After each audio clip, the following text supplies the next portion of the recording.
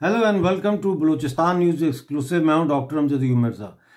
नाजरीन, पाकिस्तान की फ़ौज ने बलूचिस्तान में बड़े पैमाने पर फ़ौज कशी की तैयारी कर ली है और इस हवाले से GHQ में अहम इजलास जारी है। जो हमारे पास इतला है उसमें पर्सनल डिप्लॉयमेंट यानी फ़ौजियों की जो डिप्लॉयमेंट है उसके हवाले से GHQ MS ब्रांच ने 80 यंग ऑफिसर्स जिनमें लेफ्टिनेंट्स और मेजर्स शामिल हैं उनको 12 कोर के हेडक्वार्टर में भेज दिया है और वो वहाँ पे अब इंतज़ार कर रहे हैं फर्दर ऑर्डर्स का। इसी तरह हमारे पास इतला है कि आर्मर्ड कोर जो है और air defence, engineering, signal, electrical and mechanical engineering, ordnance और आर्मी सर्विसेज कोर यानी ASC जो है, ये सब ऑफिसर्स वहाँ पे भेजे जा रहे हैं और इनमें ज़्यादातर जो अफसर हैं वो पश्तून हैं। और रीइंफोर्समेंट्स की जो ख़बर है सोशल मीडिया से हमने हासिल की है उसमें GHQ के जो MO मिलिट्री ऑपरेशन डायरेक्टोरेट है वो 2 ब्रिगेड जो है 11वीं कोर के वहाँ से उनको लेकर उनको 12वीं कोर की कमांड में भेज रहे हैं। इसी तरह एडिशनल जो डिविजनल आर्टिलरी है 37 डिवीज़न की 37th डिवीज़न जो पहले 1 कोर के कहलाई जाती थी उसको भी 12 कोर जो बलूचिस्तान को डील कर रही है उसकी कमांड में दे दिया गया है। इसके अलावा मैकेनाइज्ड इन्फेंट्री सपोर्ट के हवाले से भी जो बटालियन है पूरी वो 12 कोर को की कमांड में दे दी गई है। स्पेशल फोर्सेस डिप्लॉयमेंट जो है कमांडो बटालियन की लाइट इन्फेंट्री वो भी 5 कोर से निकाल के तो 12वीं कोर के कमांड में दे दी गई है। और ये कमांड जो है इलेक्ट्रॉनिक वॉरफेयर ऑपरेशन को कंडक्ट करेगी। एविएशन सपोर्ट के हवाले से ये बताया जा रहा है कि 2 Mi-17 हेलीकॉप्टर वो 31 कोर से उधार लिए गए हैं और 12 कोर के कमांड में दे दिए गए हैं।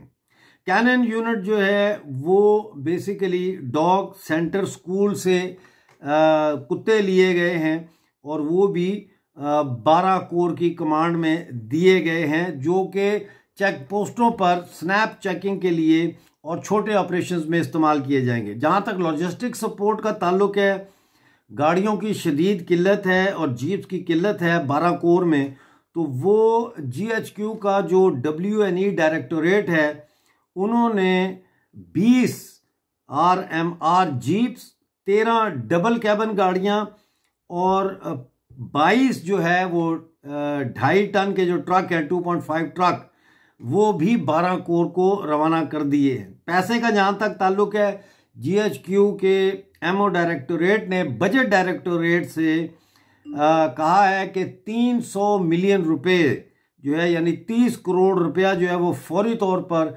12 कोर के लिए रिलीज़ किया जाए ताकि जो पेट्रोल है और तेल है और दूसरी चीज़ें जो चाहिए हैं ऑपरेशन में इस्तेमाल होने के लिए उनको फ्राहम किया जा सके। अब ये एक बहुत बड़ा ऑपरेशन करने जा रहे हैं।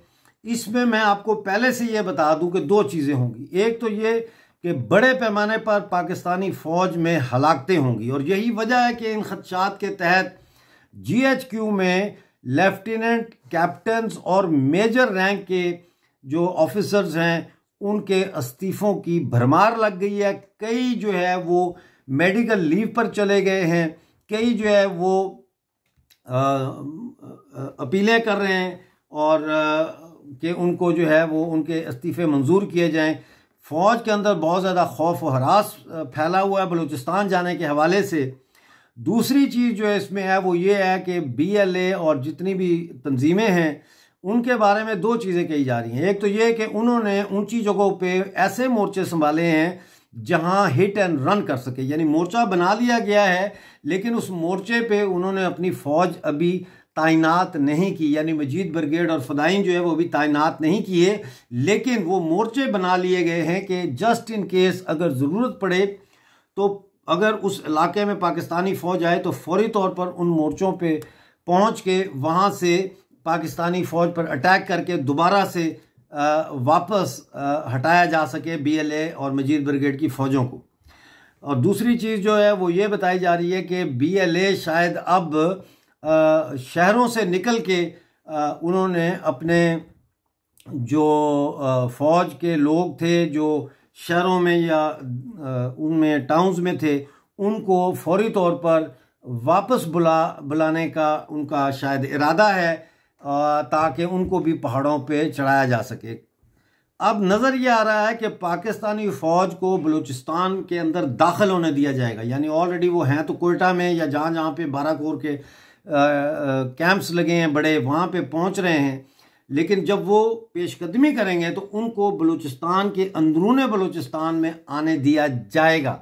उसके बाद इनकी सप्लाई लाइंस काट कर इनको घेरे में लेकर, अलग-अलग इनको घेरे में लेकर जो है टारगेट किया जाएगा और इनके ऊपर जो है वो रॉकेटों से, मिसाइलों से बमबारी की जाएगी, यानी कि BLA जो है वो बमबारी करेंगे।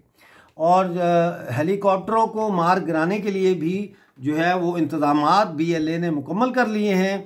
जो हेलीकॉप्टर्स, गनशिप हेलीकॉप्टर जैसा मैंने अभी आपको बताया कि वहाँ जाएंगे, उनको वो किया जाएगा, मारा जाएगा। जहाँ तक कुत्तों का ताल्लुक है, कुत्तों के लिए ख़ास तौर पर जहर से भरे हुए, यानी जहर में डूबे हुए या जहरीले खुराक जो है वो तैयार कर ली गई है, जो कि इन चेक पोस्टों के इर्द गिर्द फेंकी जाएगी और वो इतनी पुरकशिश होगी कि कुत्ते जो है वो उस जहरीली खुराक को खाएंगे और मर जाएंगे। इसके अलावा नाजरीन, जो पुल हैं, ब्रिज हैं, जिन ब्रिजों को क्रॉस करके फ़ौज दाखिल होगी बलूचिस्तान के अंदरून में, उन ब्रिजों को उस वक्त उड़ाया जाएगा जब ये फ़ौज अंदर आ जाएगी, ताकि पाकिस्तानी फ़ौज को वापस भागने का रास्ता ना मिले। इसी तरह रेलवे लाइनों को भी इस ऑपरेशन के शुरू होने के बाद जो है मुख्तलिफ जगहों पे इस रेलवे, बलूचिस्तान के अंदर जो रेलवे लाइन है उसको भी टारगेट करके ऐसे ऐसे मकामात पर इन रेलवे लाइंस को तबाह किया जाएगा कि पाकिस्तानी फ़ौज एक दफ़ा अंदर आ तो जाएगी, लेकिन फिर जब ये उड़ा दिए जाएंगी लाइंस तो ये वापस नहीं जा सकेंगे। या तो इनको फिर हेलीकॉप्टरों के ज़रिए उठाना पड़ेगा वहाँ से, और या फिर ये पैदल जो है वहाँ से निकलने की कोशिश करेंगे। दोनों सूरतों में BLA की मुकम्मल तैयारी है कि हेलीकॉप्टर अगर रेस्क्यू के लिए आते हैं तो उनको मार गिराया जाए, और अगर ये पसपा होती है ज़मीन से पैदल पाकिस्तानी फ़ौज, तो इनको मुख्तलिफ मकामात पर टारगेट करके जो है वो निशाना बनाया जाएगा। बलूचिस्तान जो है उसमें बहुत बड़े पैमाने पर पाकिस्तानी फ़ौज कशी करने जा रही है, और महारंग बलोच ने तो ऑलरेडी ये बयान दे दिया है जो मेरी समझ से बालातर है, जिसमें उन्होंने कहा है कि जो ये 25 और 26 अगस्त को जो BLA ने पूरे बलूचिस्तान में हमले किए, दुश्मन जो उनके दुश्मन है पाकिस्तानी फ़ौज उनके ऊपर, उस हवाले से उन्होंने बयान दिया है कि हम जो है वो पुरतशद्दद कार्रवाइयों से लातल्की का ऐलान करते हैं, हमारी तहरीक जो है मुकम्मल तौर पर पुरअमन है। तो ये जो बयान आया है इसके ऊपर जो है वो अब खुद ही जवाब दे सकती हैं कि इससे उनकी क्या मुराद है। क्या वो बलूचिस्तान की आज़ादी की जो जंग है उससे ख़ुद को लाताल्लुक़ कर रही हैं? बहुत सारे सवालात उठ रहे हैं। आने वाले दिनों में हम देखेंगे और उम्मीद करेंगे कि महारंग बलोच जो है वो भी बलूचिस्तान की आज़ादी का परचम जो है वो बुलंद करें, क्योंकि जब आपके घर में दुश्मन बंदूकें लेकर आ जाए तो फिर पुरअमन जदोजहद के सारे रास्ते दुश्मन ने खुद ही बंद कर दिए हैं। लिहाजा ऐसे में फिर पुरअमन आज़ादी की जदोजहद जो है वो मेरी समझ से तो बाहर है। अगर आपको समझ आती है तो कमेंट में ज़रूर बताइएगा। देखते रहिए बलूचिस्तान न्यूज़ एक्सक्लूसिव। मिलते हैं अगली वीडियो में। उस वक्त तक के लिए अपना बहुत सारा ख्याल रखिए।